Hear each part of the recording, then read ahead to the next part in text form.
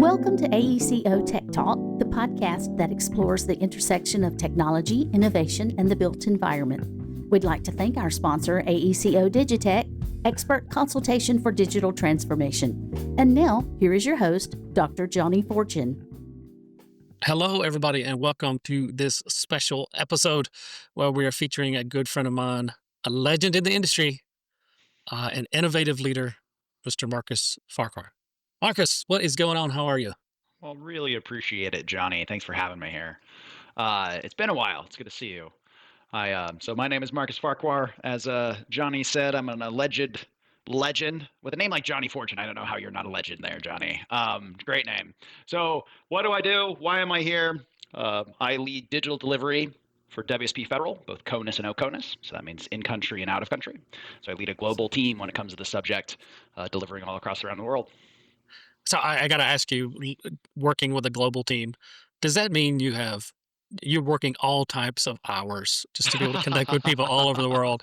I mean, that's the downside of the global piece, right? That is the downside. We've got a very good distributed team. So it's future ways of working, right? It's a new world. So being able to, that's a very good point, actually. So being able to, given how ubiquitous digital is to many of our projects and working across global teams, really understanding how to do that across time zones is tricky and necessary. So I'm really glad you brought that up. But it is a fun game. It's a fun game.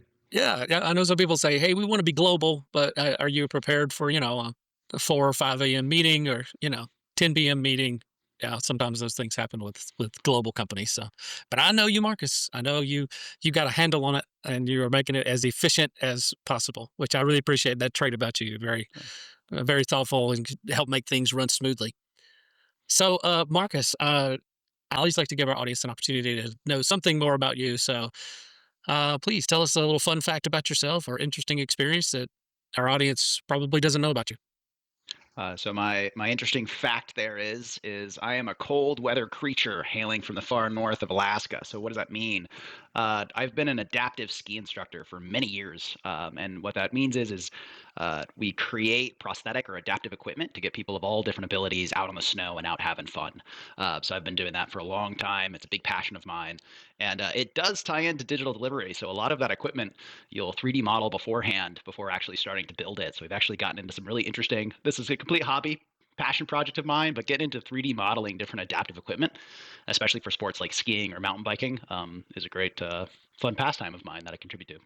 And did you say you also instruct? You also help give lessons? Oh, I do. Interesting. I've got certifications. There's a bunch of acronyms there, but when it comes to double black diamonds or fun routes out in the backcountry, that's usually where you'll find me outside of work. Oh, very nice, very nice. Well, have you ever met anybody you couldn't train? Because I might be one that would not get on a pair of skis. So there's actually blind certifications for skiing. So I'm saying, Johnny, I think everyone can get out of the snow and have fun. Okay, well, maybe we should talk about it in my next trip up to the Northwest, the Pacific Easy Northwest. Johnny, let's get you on a pair of skis. Let's get you out there. No, we'll confiscate all the cameras first, though. There could be no video. All right, so that's fun. I did not know that. I knew that you were kind of an outdoorsy person and you'd like to do projects and stuff. I don't think I knew about the skiing. So fantastic. So let's talk about some digital delivery, which, I know you're passionate about, I'm passionate about as well. And I know our audience is passionate about it. And I think, maybe way we could look at it is kind of the evolution of it up to now, the current state, and then what you see going forward. So kind of talking about the evolution of the past and how we got to where we are today. One thing I really appreciate about you, Marcus, is your experience. I know you've worked as a designer and engineer. You've worked from an owner perspective, previously with Microsoft. You worked as a consultant, and now you're working with WSP on these federal programs. And so you have an incredibly unique perspective that has been able to look at a project life cycle from many different lenses, which is incredible. So moving through those perspectives, what would you say? What's your view on how critical the role of digital delivery and BIM has changed over the years? So it's the nature the nature of the industry. It's the nature of where other industries are going too, right? We are, as a industry, country, population, culture, like increasingly the amount of hours we spend with applications, software, and data is exploding. And from a historic perspective, right, I have jumped around that AECO circle, right? I can remember in years past duct taping GoPros together and trying to figure out how to do photogrammetry and underground vaults, right? Why? Well, it's easier to do than a piece of paper, and it's easier to do than a plumb bob and a measuring tape. And the encapsulation of risk, the more thorough approaches to design and construction is what digital brings. And so I said two things there. First, as a society, industry, culture, we are even more relying on digital tools and data than we ever have before. And then also from a engineering process and project completion and project lifecycle, we're able to do far more than we used to. And so it's really a bedrock. Like how you use technologies on a project is very foundational to being able to do something right, right? Make sure that that vault, you actually got the information you needed for the calculations you needed, instead of me just using a piece of paper and graphite to figure out, what was down there. I have a photogrammetric 3D model to take my measurements away from and make sure, hey, did I actually forget that? Because those forgetting steps, those exclusions, can be very costly later in a project. Yeah. And I'm sure you saw like a lot of that from the owner perspective when you're at Microsoft and it's basically who has a global portfolio of facilities and the need for data and accurate data. What would you say was the most significant challenge that you experienced or observed when you were there and you were the BIM program manager, for these global portfolio facilities? So at that higher level, at that program portfolio level, the same problems exist in terms of, I'll use that passive scanning of a vault example, because it's a key need, right? You don't want to send people underground into confined spaces all the time, so you want to scan things. That's a newer, better way to do it. Scanning underground vaults across 100 campuses located in different projects and having them do it the same way so that the data is queryable, standardized, and has a future lifecycle, that's very difficult. And it's important. But there's also the argument against that, which is every country does things a little bit differently. A really hot topic is the US going to adhere to ISO 19650 like the rest of the international world, right? Big debate. Things like that are important. And so balancing the need to standardize versus regional differences and finding that right fit for your organization is the key to scale. Because you need the standardization to have a portfolio level data set, but you also need to be aware of regional differences in what technology is available, how they do things, and different standards that may exist there. So it sounds like you may be pretty familiar with the conversion of metric to imperial and back, right? Very, very familiar with it. I have my opinion. Sure, sure.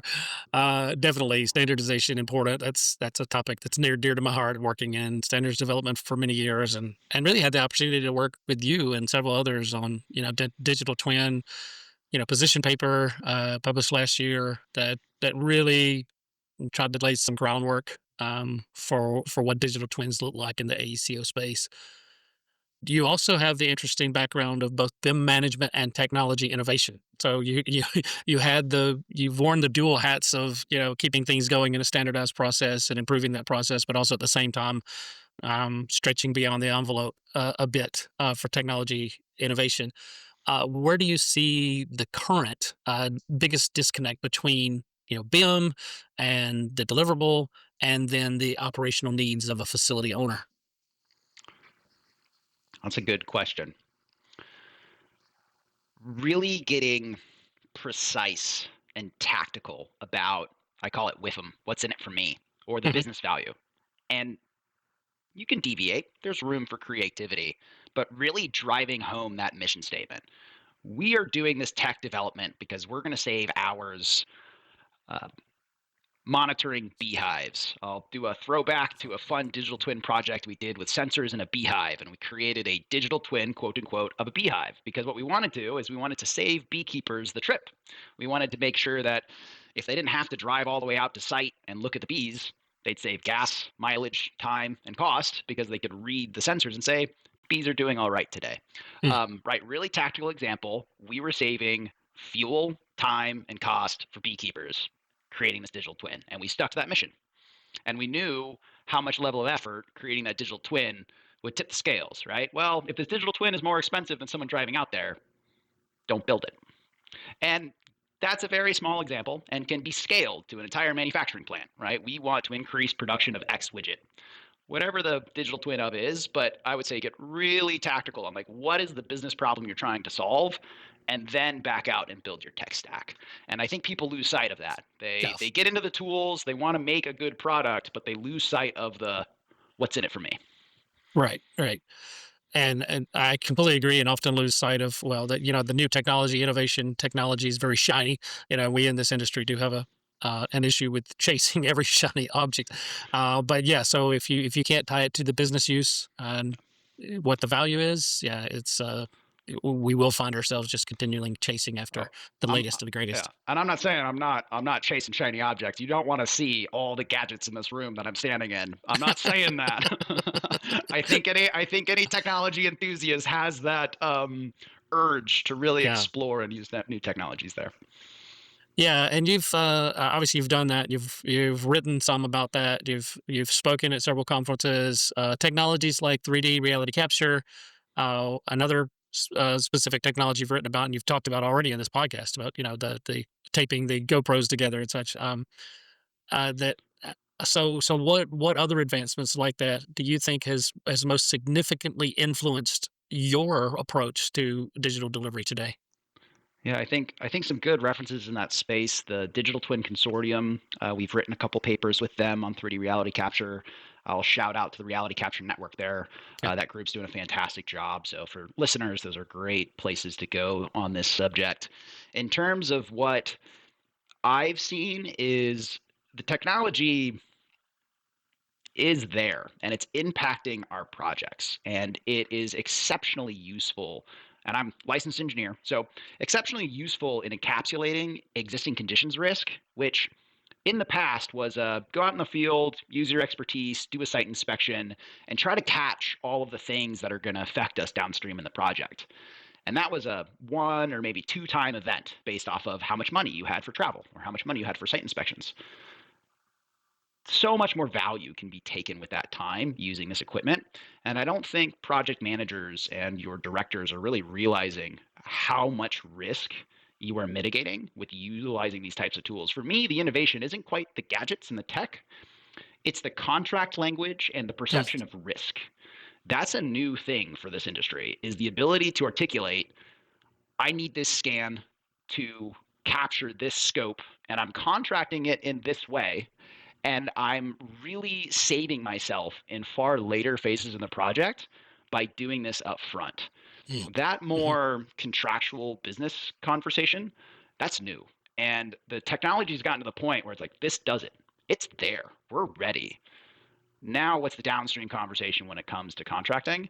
And I'll say that in my day to day, that's a key conversation. I think some folks have it got it figured out, but it's definitely a kind of blossoming industry where it's like we got to figure out how to actually talk about this now at a higher level Yeah. when we talk about total project delivery. Yeah, you've done a lot of work in helping bridge that gap, and you've even mentioned it earlier in this episode. About bridging the gap between technology and business strategy. So you've given us a lot of history about how things have evolved. But now in the current day, what would you say? Where would you say the AECO industry is right now on the transformation maturity curve? Are we still early adoption, or are we experiencing, the growth levels? Have we reached a mature phase? And just curious why, what's your opinion is of where we're at on that curve, and then why do you hold that opinion? Hmm. So I don't see that necessarily as a curve. I'm gonna throw a curveball. Okay. So I see that as a cycle, right? We have new technology coming out all the time, and we go through early adoption, hype, Hmm. disillusionment, growth, maturity on a repeated cycle. And right now we're in the throes of AI in construction. And that's a whole big box of a conversation that affects this one we're talking about here. we don't need to deviate and turn this into an AI podcast. There's too many of those out in the world. But what I'm trying to say is that from a digital transformation maturity standpoint, understanding it's a rate of learning game and you're always going to be hit with a new thing in this industry, and really understanding that cycle and the rate of that cycle as you introduce new technologies, to me, year over year is the thing you need to plan for. It's like, how Yeah. do we get faster through that cycle to where we feel comfortable and mature with this thing, so that when the next new thing pops out, we've got the time and bandwidth to adopt it, figure it out, go through the hype cycle, and really understand how to use it. So for me, that's a cycle. It's not a one-time Yeah. journey. Where we are, that is a very big question, and I think breaks down into the different market verticals. And manufacturing is going to look different than maritime, and federal is going to look different than hospitals. And again, this goes back to business case, right? Like the highest value business cases are going to drive the most digital transformation, and so that's where you're going to see that first.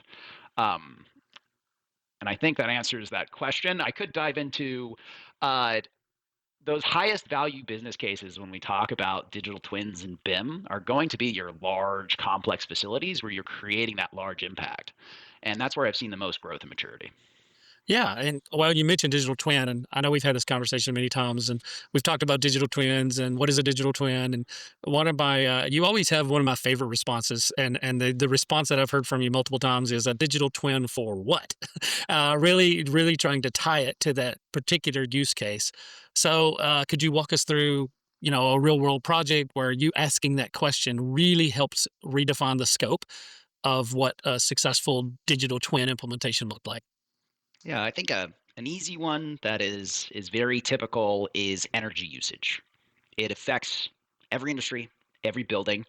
Your dollars per kilowatt hour highly vary across different project types, but really getting specific on, we are creating a digital twin to better monitor energy usage and or control it, right? That's the for what.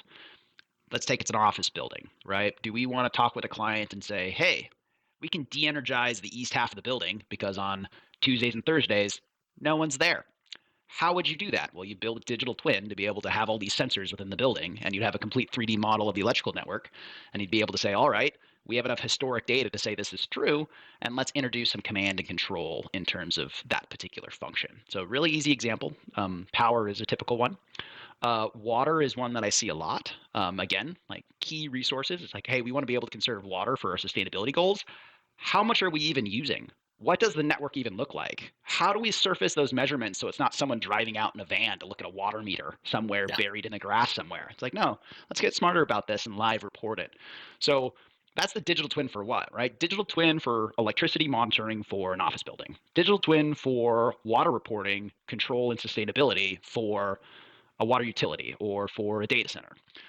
Those getting more specific in our terms helps to define who can do the work, how it gets done, and what's the value, because each of those use cases are going to have a very different team that completes that work, because it requires a lot of specialized knowledge to be able to create those systems. And so every time I say digital twin for what, it's getting a little bit more into the meat of what are you trying to solve, because the team and the objective is going to look very different based off the end business use case you're trying to point at.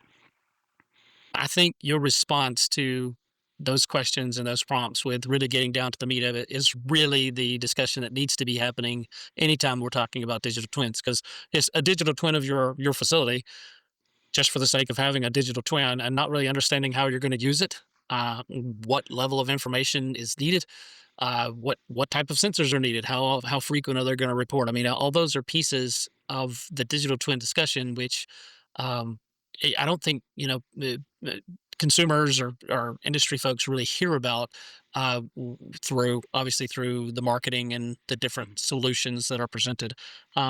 So it is really interesting, and again, I've heard this frequently that you can't sell anybody a digital twin. Many of these companies are providing a service, they're providing a platform, they're providing consulting, but at the heart of it, I think you're spot on. It's got to be understanding why you want the digital twin and what it's going to be used for that's going to produce the most value, and that informs how much data you need to collect, how many sensors that you need to have, and for what purpose.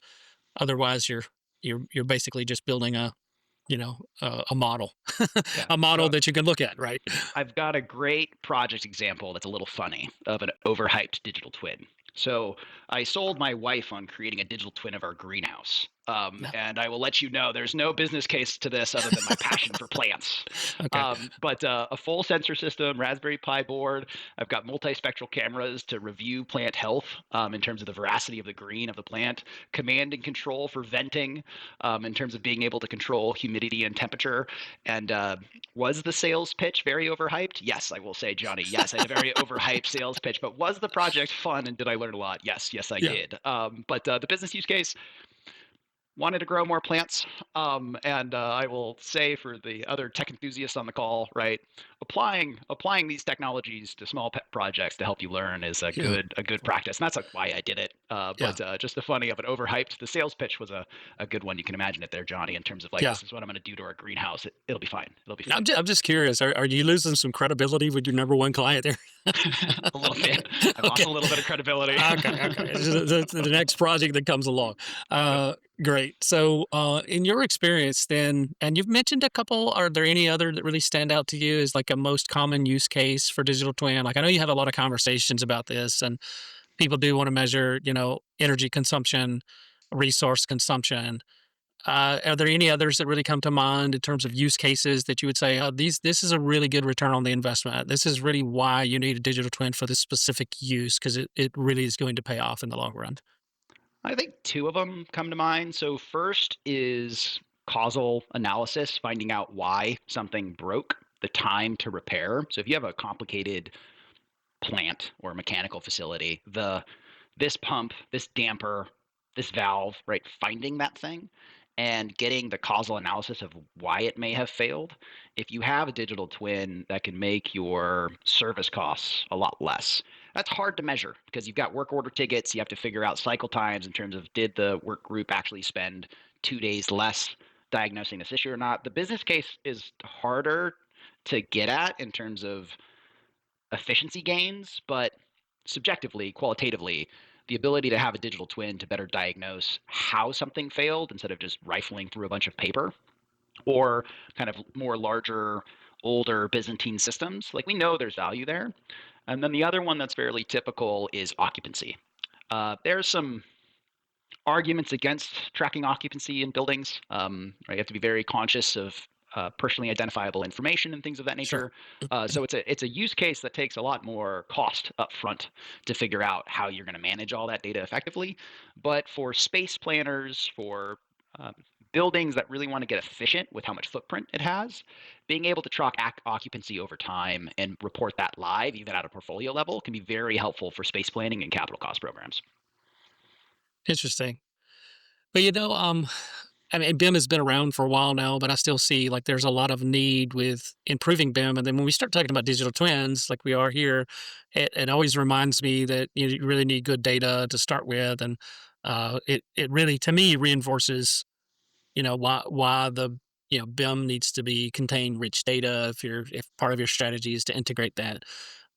One thing I think we talked about, in our past committee efforts together, this concept of that it's the relationship between those two is commonly misunderstood.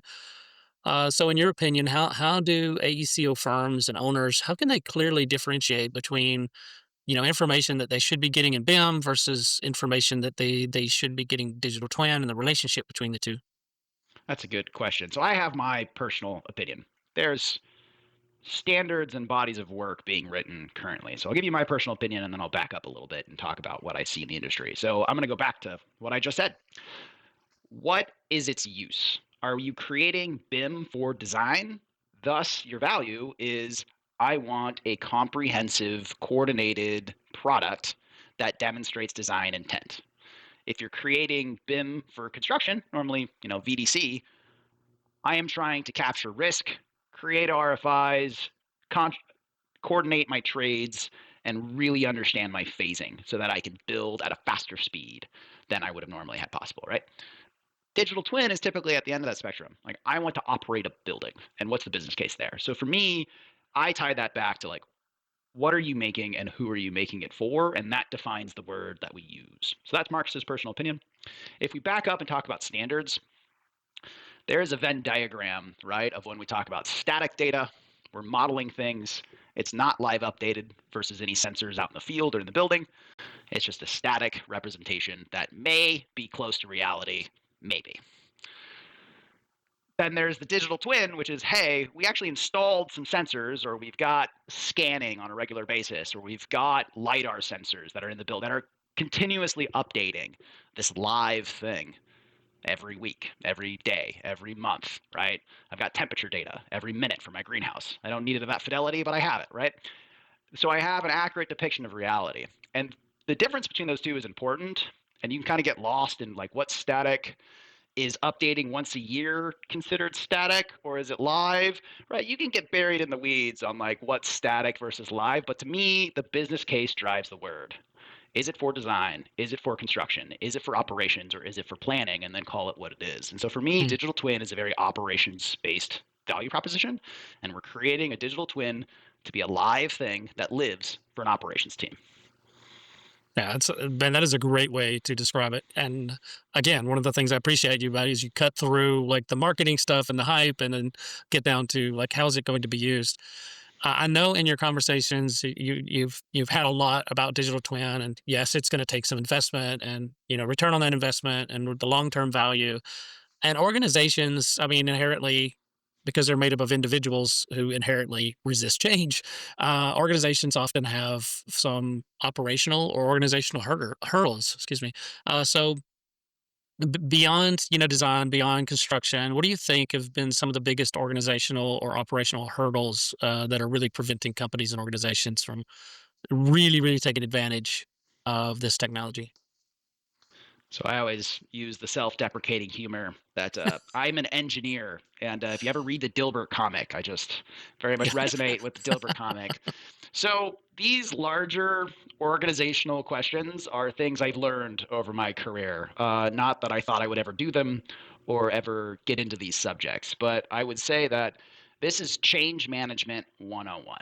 There's a whole field of study, organizational psychology, that is like aimed and has the objective to discuss this very subject. And so, as we talk about how transformative these technologies are, the ability to use them ubiquitously and widely with an organization is inherently tied to how well you can lead change management. And I'm not an expert in that field. I would defer to many other mentors and coaches that I've talked to over the years. But to me, that is the challenge. It's you're Yeah. bringing in something that changes someone's daily routines and daily habits in terms of how they operate, right? I'm not walking out to my greenhouse to check on my plants. I'm looking at a full spectrum image to check on my plants, right? That's a habit change. And Yeah. to be able to do that across an organization is a large effort. And getting leadership buy-in, understanding your initial upfront costs, like how many weeks, months, years are you going to bring in an outside change management consultant? Are you going to do road shows and travel the country and give guest lectures? Like, how are you going to manage the change management Yeah. within either a small team or a large team? Is a very important point to plan for, and it completely depends on the company, the team, the organization. And again, I'll defer to greater minds than I on that particular subject. I mean, it's interesting you mentioned that.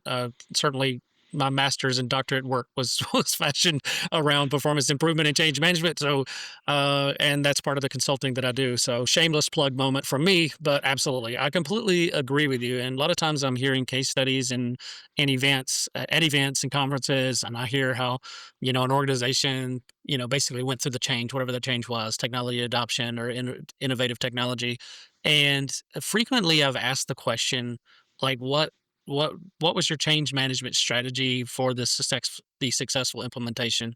And I will say that most times I don't think I've ever really got a great answer. Most of the time the answer is kind of fumbled and bumbled through, almost like trial and error, and then of course the performance improvement training inside of me like screams and yells and like, no, there's a better way. Like there is a much better way to rely upon this industry of performance improvement and 30 plus years of research that will inform you about how to go about change in a really effective manner for an organization. And so, thank you for that softball. that I I just hit serving that up for you for there. my own consulting. But yes, I do agree. Change management does not have to be haphazard. It can be a very research-based, methodical approach, and that is often where the technology innovation and implementation fails. Is during the change. Like it's a great idea, it's a great concept. Even sometimes people get on board and you have backing, um, but rolling it out full implementation is often a failure point. So, you are responsible now for the federal programs and digital delivery, and I'm just curious how you what do you do, measures you put in place, how do you ensure that the data that's being collected, um, and developed and created is it's really a viable foundation, for your clientele, for what purpose that they're wanting to achieve, be it a digital twin or being it another purpose. So I'm a engineer by trade. So closing the loop on any calc, any drawing, anything, close the loop, check your work Yeah. is a ingrained habit over many years. A lot of codes and loads and structural codes, right? So that same methodology in a more official sense, right? ISO 9001 has a great quality control program. There's great corollaries to ISO 19650 in terms of the process in which you go about, did you do the thing you said you did? And so how I approach that is the same way I'd approach every and any discipline, right? Assuring that digital deliverables are held to the same standard level of care as any other deliverable is the attitude and approach I take, right? Mm. Junior engineer submits their work, senior engineer looks it over, signs it off, right? That type of organizational process for digital deliverables is really important. And it's even more important now where instead of it being a piece of paper that gets emailed, this is a file that Yeah. someone's going to estimate a level of effort of work to take your model and create a digital twin. Like they need to know the thing they receive is actually what they thought it was so that they estimate the appropriate level of effort to create the downstream product. And so given these handoffs to me, there's some particulars in the details, right? The way you review models is very different than the way you would review a set of drawings or a report or similar. It's a very Yeah. different process, but at a high level, that same habit needs to be instilled in a lot of our professionals. That is the same level of care they need to go through in reviewing those deliverables to make sure we're doing that. And then I'll hark back to earlier in this conversation. Contract standards and contract language when it comes to this subject highly varies. Yeah. And there is very little formality, standards around how do I ask for, contract, and impress upon X party to deliver me an LOD 350 model, right? Or something similar. That's still a nascent conversation for a lot of senior engineers, leadership, and lawyers. So I think that's where I'm saying in terms of the digital transformation maturity curve is we've got the tools, we've got the tech. At a business level, we still don't quite know how to talk about it very well. Yeah. And that's the part to me that's the next step is how do we formalize I need an LOA quarter-inch laser scan from this person, and I need to make sure it actually is a quarter-inch because we're making real decisions based off this data. It exists. It's out in the world. Like it's across our industry, but I think we're still stumbling on really getting habitual, standardized, and formal on that point. Yeah, and so that's a good lead into maybe some advice and your perspective, drawing from your experience as well and your expertise. We've talked about the evolution of digital delivery. We've talked about like the current state, and I'm certain there's some of our audience that are like, well, we're not a global company. Maybe we're a small or medium AECO firm, or maybe we're just architects and interiors, or just engineering, or just construction. Or any mixture of those. Like, what would you suggest is like, well, what is the thing they could do today to start shifting their focus from, okay, I'm not just creating drawings, or I'm not just doing this for for VDC to coordinate it, to start really pushing towards more a value driven digital asset that's going to last beyond their particular stakeholder perspective and piece of the pie. I think so. Two things there. So the first is what I just said in terms of model delivery as standard practice. If I'm an engineer, right? Like I create 3D assets content. I have a content catalog. We create structural designs on a regular basis. You can use brand name software.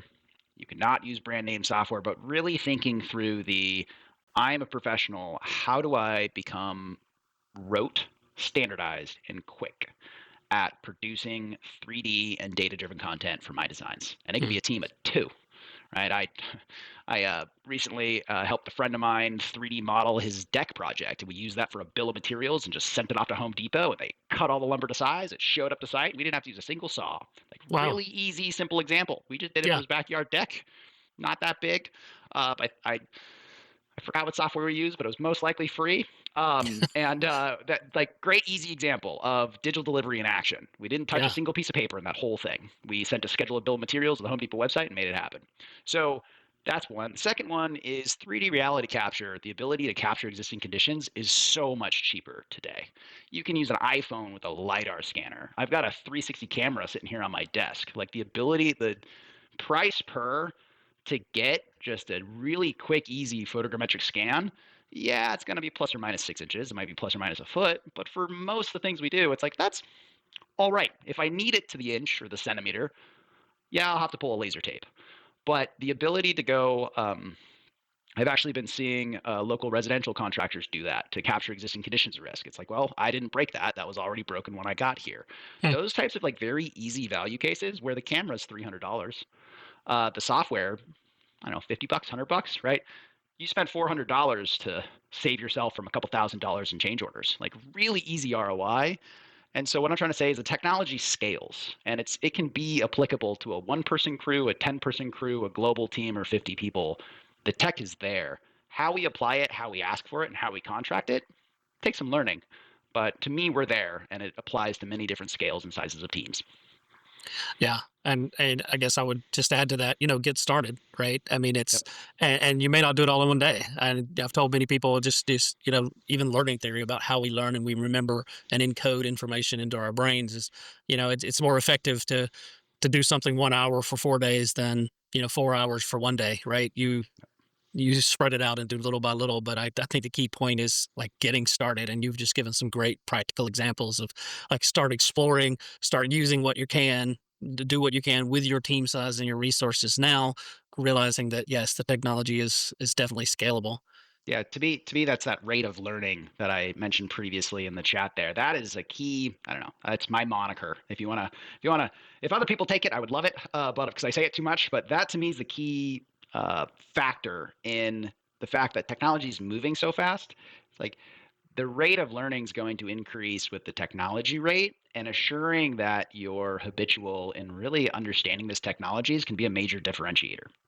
Yeah. So quickly, and I know that some of our audience is very technical as well. Some of them are leadership, executive leadership. And I'm curious what you would suggest to executive leadership of like what the type of conversation you've touched on it some with like the contracting, but in these business discussions, business development, contract development, uh, it does feel like the business leaders are often having to fight a little bit against all the hype that's out there to kind of bring reality to what can be done on this particular project. Do you have any suggestions for them how they should communicate that, and then actions that they should take from an executive leadership standpoint? So we talked about the balance between delivery and technology innovation, right? Like what can I do now that solves the problem? What can I stretch a little bit that may not get return? And I think each leader needs to decide for themselves like what their level of risk is. Like how much money am I willing to, or how much time or effort am I willing to expend in the might fail, but it should fail fast and Yeah. fail forward so we can learn. And what is in my core delivery that's going to give me ROI and revenue? That is different per leader, per business. I don't have a firm opinion on that. But what I can say is that on your core, on both, again, I'm going back to WIFM. What's in it for me? Really getting tactical on what is the target for what this thing is going to do, right? And then being able to weigh it out and say, we think this is going to save us 1,000 hours in maintenance drive time because they won't have to drive out to go look at something. They'll open their laptop at their office and actually just see it. 1,000 hours of drive time. How much is that? Fantastic. That's X amount of dollars. How much did it cost to make the digital twin and run it? Is it less? That's our delta. Yeah. Getting really specific on that in every conversation and understanding that digital twins may morph, right? You might find other avenues that it's helpful, but making sure that North Star is maintained from a mission statement, I think is really important. And from a leadership perspective, having your team being able to articulate that to you and saying, this was our metric, we met it. There's some other success metrics we could talk about, but we did meet this initial metric, I think is a very important conversation. Yeah, I also realized that like over the last few years there was I guess a sense that I'm starting to hear digital twin a little bit less, and maybe it's just the overshadowing AI on everything.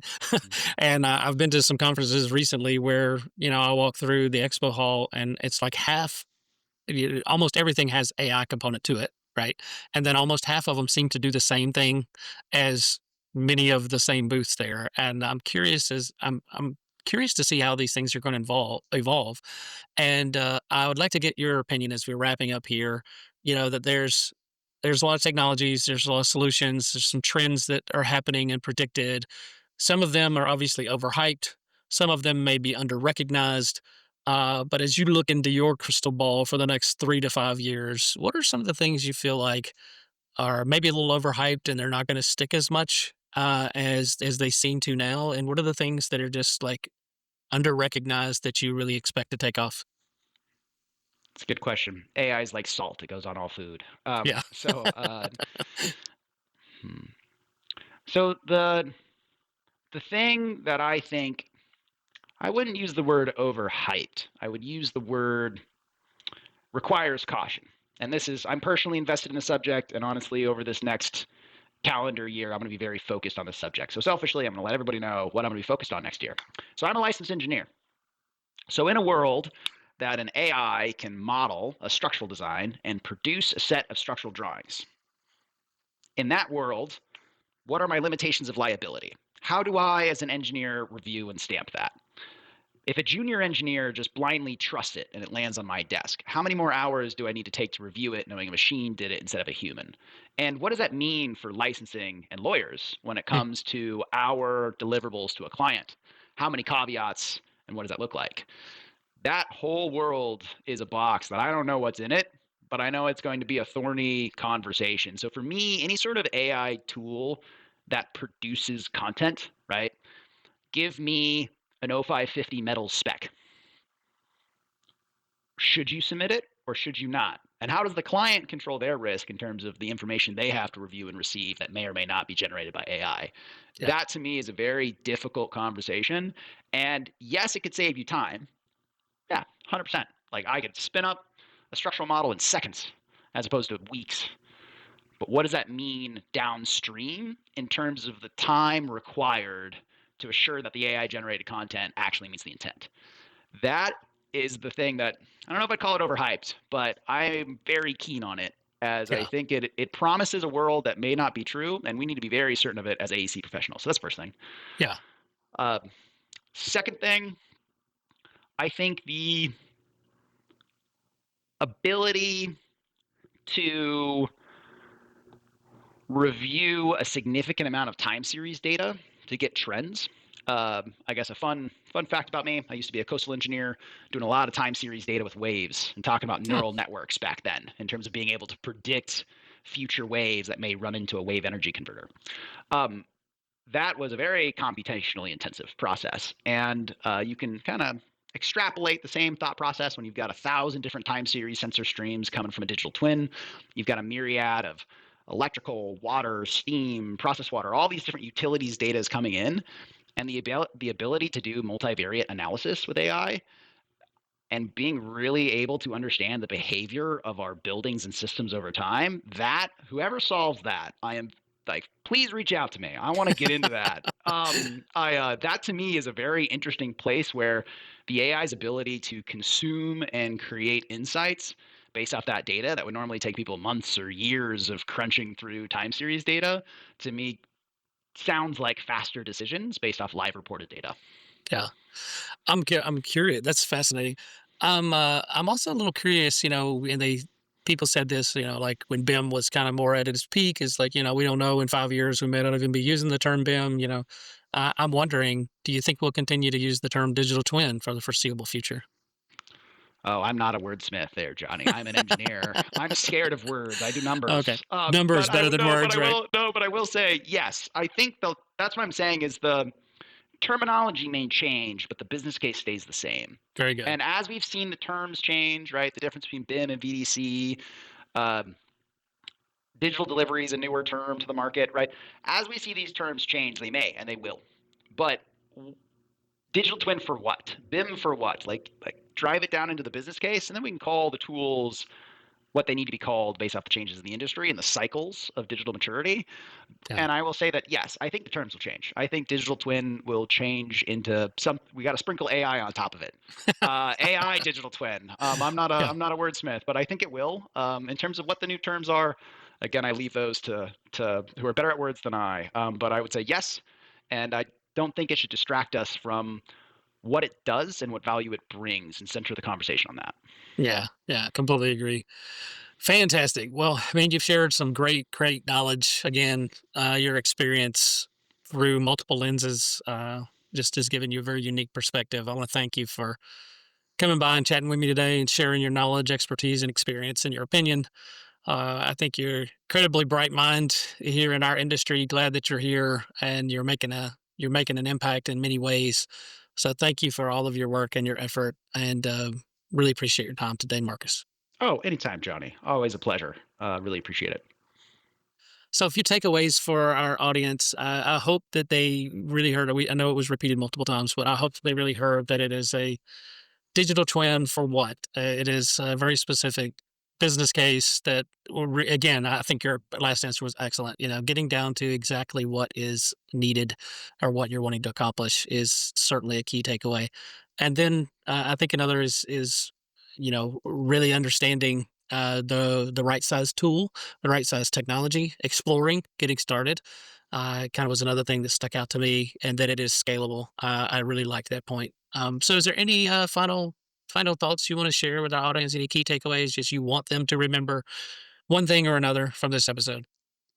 I think what's in it for me?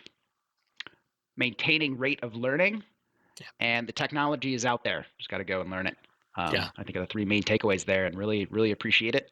And as a AEC professional, I think it's a very, very wide world in terms of the tools we can apply and how we can conduct our projects. Very good. Thank you again for your time. Thanks, folks, for tuning in, and continue to like, subscribe, follow this channel. We'll have more great content for you. Thank you for listening to AECO Tech Talk. If you enjoyed this episode, please be sure to like, subscribe, and leave a review wherever you get your podcast. We'd once again like to thank our sponsor, AECO Digitech, expert consultation for digital transformation. For more content, including video versions of our interviews and other exclusive material, check out our YouTube channel. Just search for AECO Tech Talk.